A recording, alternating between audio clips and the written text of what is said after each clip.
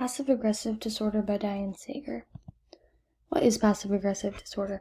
Passive-aggressive disorder is when a person complies with the desires and needs of others, but they passively resist the person and they don't handle the situation directly. And they can become hostile and angry very quickly.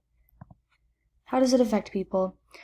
The causes of this are unknown, but a combination of genetic and environmental factors could be responsible for developing this disorder. And it affects people because they become disagreeable and irritable. They start to be acting hostile and cynical. They blame other people. They perform tasks inefficiently. They complain about being underappreciated. And their behavior tends to anger family members, friends, coworkers. Treatment.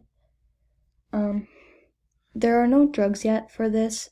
However, if you go to counseling, it can help identify and change the behavior. There's also cognitive behavioral therapy, and that helps with the thought process that shapes behavioral patterns, and over time you can get better. The therapist will normally talk to you about easy things you can do to eliminate your passive-aggressive behavior, and some of those include being aware of how you're acting. You can identify reasons about why you're acting this way. You should think before you act, staying positive, and be honest with others and express your feelings in a healthy way instead of acting passively aggressive. What are society's beliefs about the illness? Do they treat people differently that have this illness?